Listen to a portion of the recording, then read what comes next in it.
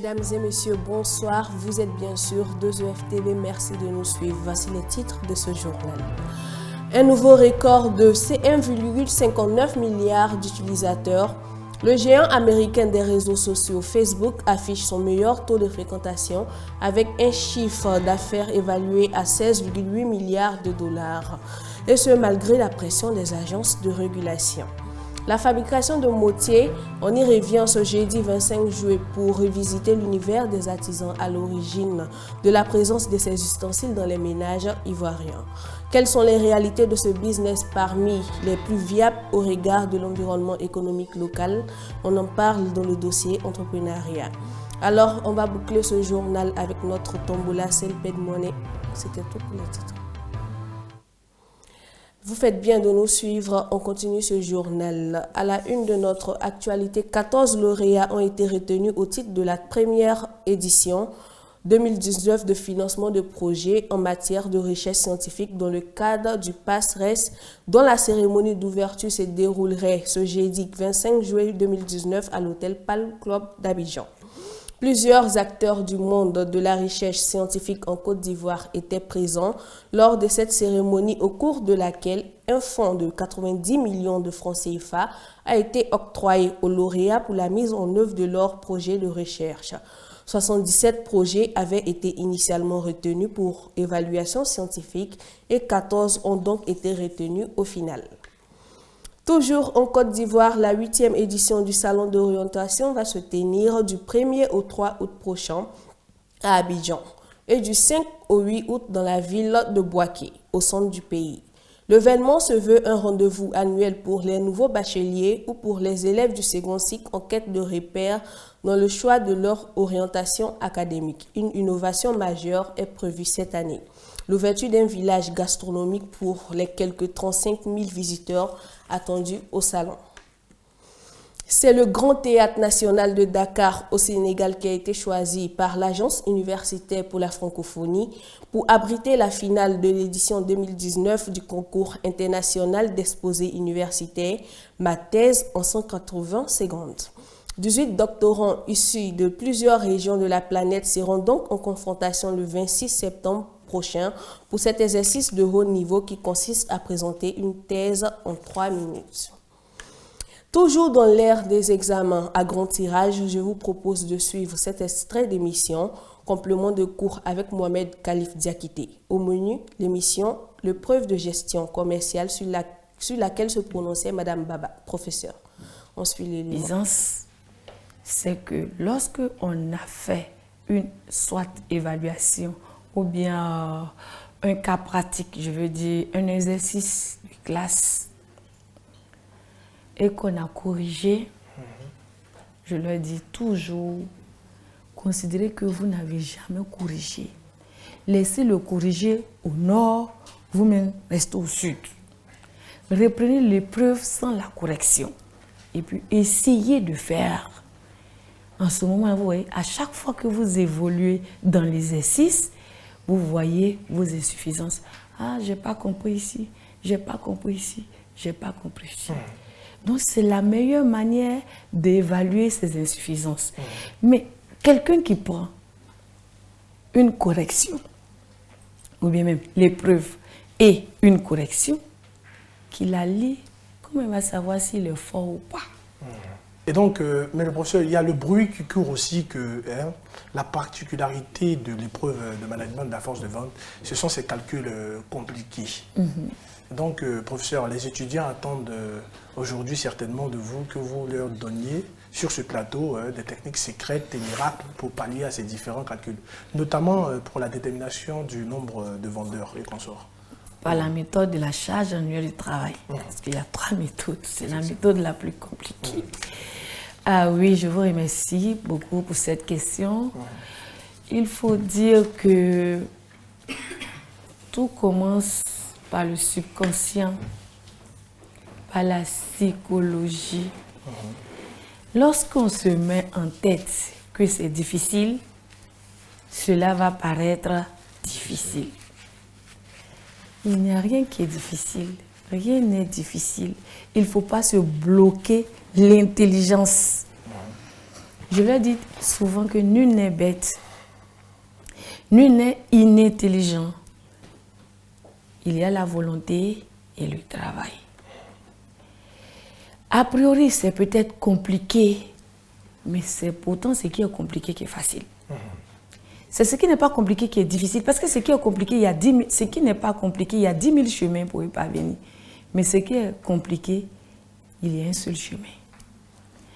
Donc, par exemple, l'épreuve de management de la force de vente et notamment la détermination de la force de vente par la méthode de la charge annuelle du travail.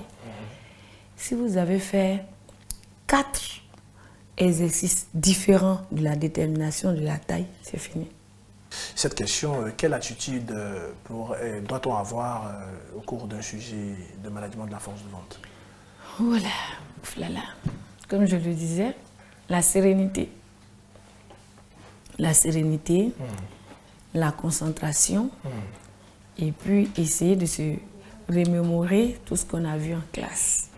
C'est pourquoi j'avais dit, si un étudiant est présent, ça va beaucoup l'aider. Surtout, comme vous l'avez dit, au niveau de la rémunération, la taille optimale de la force de vente, l'optimisation du vendeur. Ces éléments-là vont l'aider dans la rédaction de son sujet. Améliorer les niveaux de formation des cadres dans le domaine de la négociation des investissements, c'est le projet que vient de lancer le gouvernement gabonais pour faciliter l'élaboration d'une stratégie globale des accords de promotion des investissements de sorte à préserver les intérêts vitaux de l'économie locale. Selon le gouvernement, il s'agit d'adapter les stratégies de négociation gabonaises aux mutations observées dans le régime international des investissements.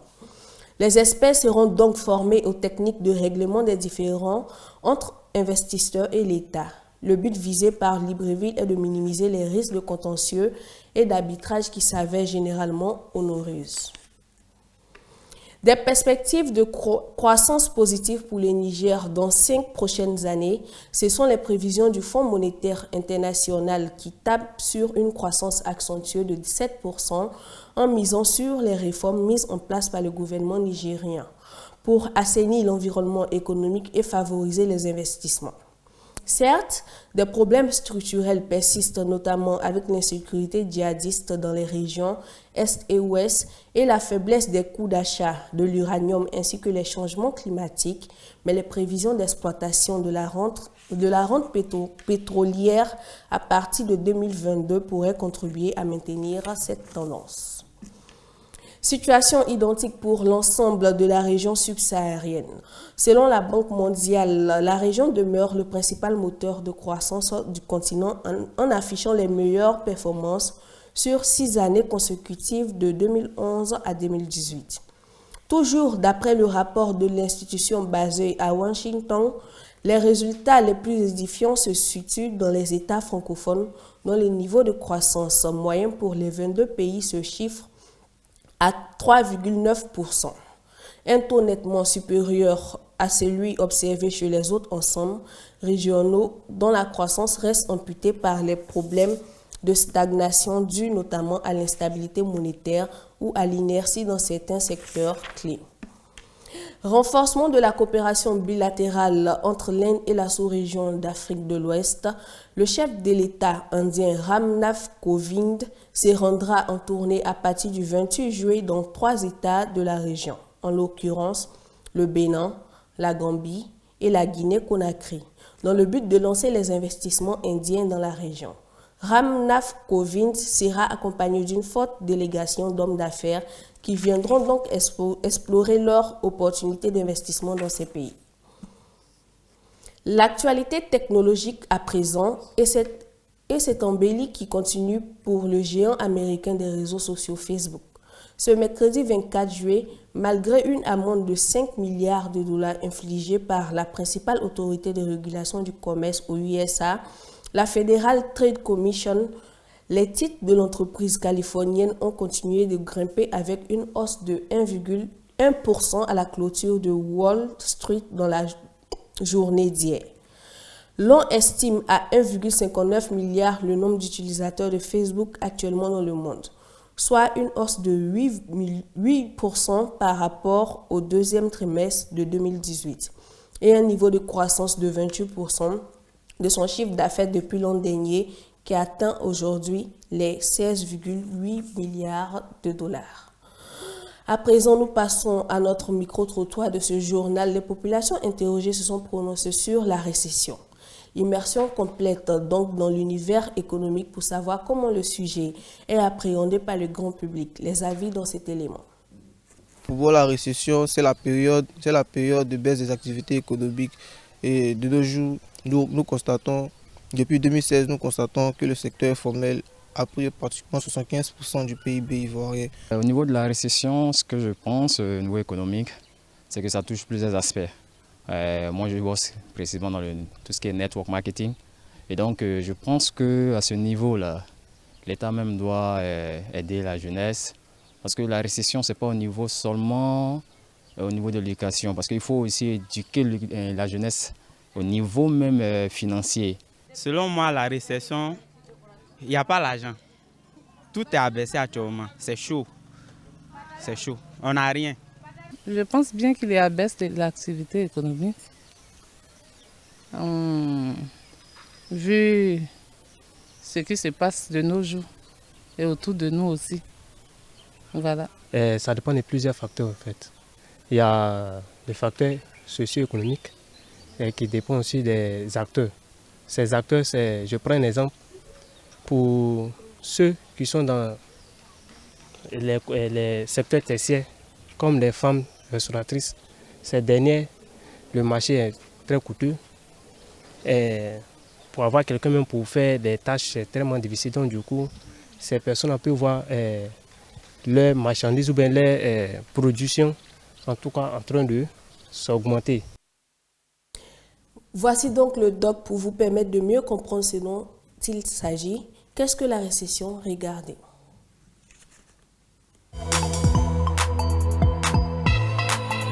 En économie, le terme récession peut avoir deux définitions. Un phénomène de ralentissement du rythme de la croissance économique. Lors d'une récession, la croissance devient inférieure à la croissance potentielle et l'écart de production augmente. Le phénomène inverse est une expansion. Cependant, stricto sensu, une diminution du niveau de production est une décroissance, une régression ou encore une contraction. Mais le terme récession est fréquemment utilisé avec ce sens par anglicisme. Une chute du produit intérieur brut, PIB. Ainsi, pour l'INSE, un pays entre en récession quand son PIB se replie pendant au moins 2 trimestres consécutifs.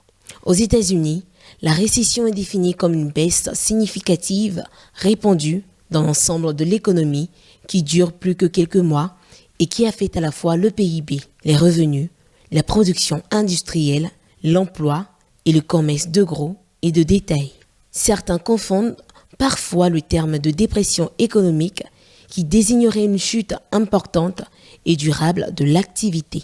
Pour l'Organisation de la coopération et du développement économique, une récession est une période d'au moins 2 ans pendant laquelle l'écart de production cumulé atteint au moins 2% de produit intérieur brut PIB et la production devient inférieure d'au moins 1% à la production potentielle durant une année au moins. Selon un critère plus simple, une récession économique survient lorsque le taux de croissance du PIB diminue tout en restant positif pendant 2 ou 3 trimestres consécutifs, s'il n'y a qu'un trimestre de baisse, puis qu'une reprise au trimestre suivant. On ne parle pas de récession économique.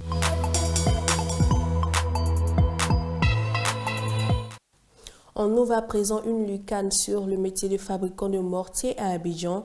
Entre autres ustensiles indispensables dans les cuisines africaines, le mortier qui sert en tout cas au broyage de plusieurs types d'aliments. Comment sont-ils fabriqués? Qui sont ceux qui en sont les artisans? Élément de réponse dans notre dossier entrepreneuriat. Ce métier, il l'exerce depuis sa plus tendre enfance. Avant lui, son père et son grand-père fabriquaient des mortiers et aujourd'hui, c'est à son tour de prendre la relève. Installé dans la commune d'Abobo, dans la périphérie nord d'Abidjan, cet atelier de fabrication de mortiers est devenu au fil du temps un véritable centre d'approvisionnement pour grossistes et détaillants dans cette commune, de loin la plus peuplée de la capitale économique ivoirienne. À l'instar de l'Assina, la plupart des jeunes gens qui travaillent dans cette fabrique sont dépositaires d'un héritage artistique qui leur permet de s'insérer très tôt dans le tissu socio-économique, au contact de ce métier qui se transmet de génération en génération. C'est mon papa qui m'a appris comme celui, lui il faisait ça. Donc depuis l'enfance il était à l'école, il quitte à l'école et puis il vient faire un peu pour... Bon, dès que j'ai laissé l'école aussi, là, j'ai continué à faire ça aussi.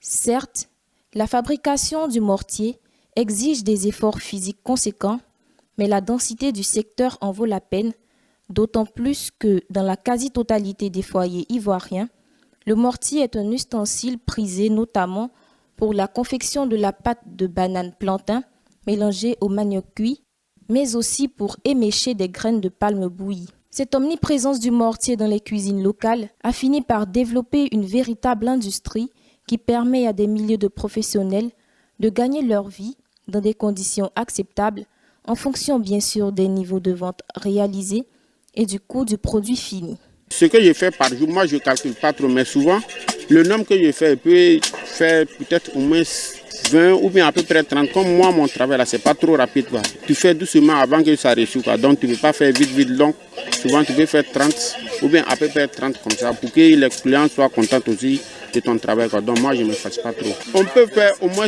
un peu plus que 5 000 par jour, tu veux, un peu plus que 5 000, quoi. L'autre aspect stimulant dans ce commerce, c'est certainement le ravitaillement en bois.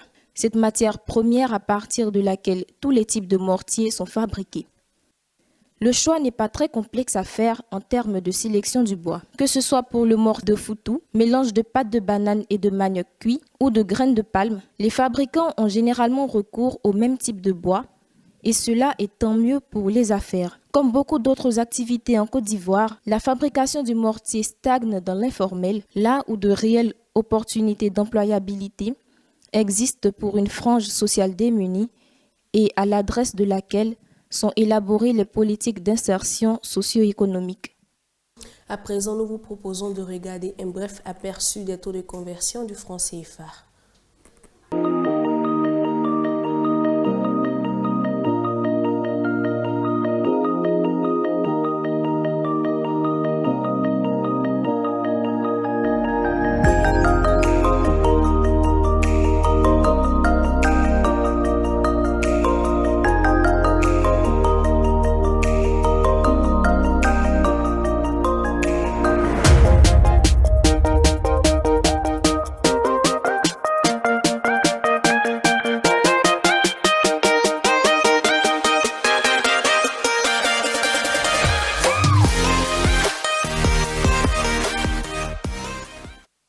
C'est maintenant l'heure de la tombola Selped Money.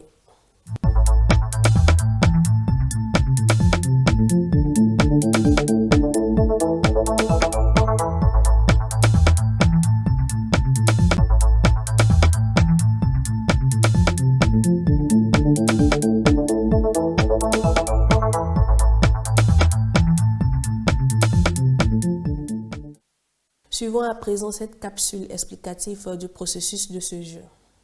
Désormais, pour tous vos transferts d'argent, choisissez Selped Money. C'est la solution la plus simple et la plus avantageuse. Vous savez pourquoi?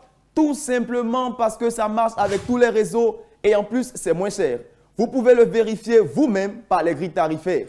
Avec Selped Money, votre argent sera payé quel que soit le montant et l'heure, grâce aux milliers d'agents agréés qui sont partout et les agents Selped Finance qui sont dans les principales grandes villes de la Côte d'Ivoire. Vous voulez bénéficier de ces avantages?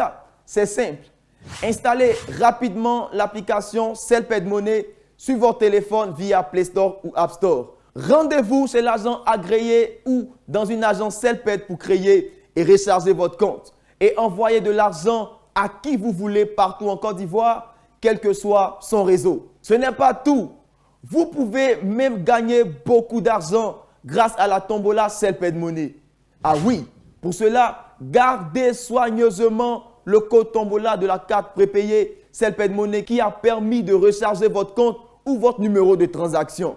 Téléchargez gratuitement sur votre téléphone l'application de la Web TV 2EF TV sur Play Store ou App Store pour suivre le tirage au sort qui se fait chaque soir à 19 h sur cette télé. Votre numéro peut être tiré au sort et vous pouvez gagner gros. Celped Money, c'est moins cher et ça marche avec tous les réseaux.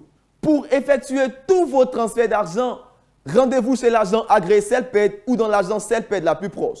Contact 22 41 55 85 ou la liste des agences et agents agréés sur www.celpedfinance.com. Nous allons procéder maintenant à notre tirage au sort quotidien. On y va.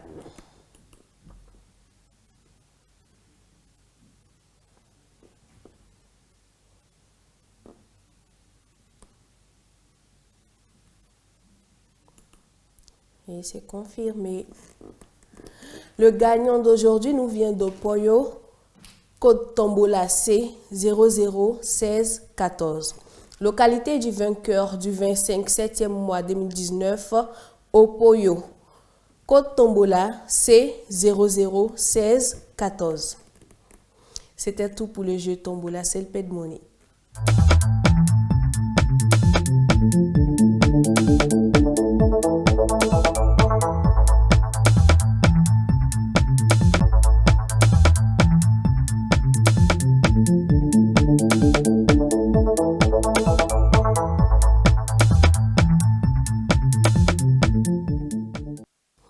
C'était tout pour le journal d'aujourd'hui. Nous avons été très heureux d'être en votre compagnie. Merci d'avoir suivi. Au revoir et à très bientôt.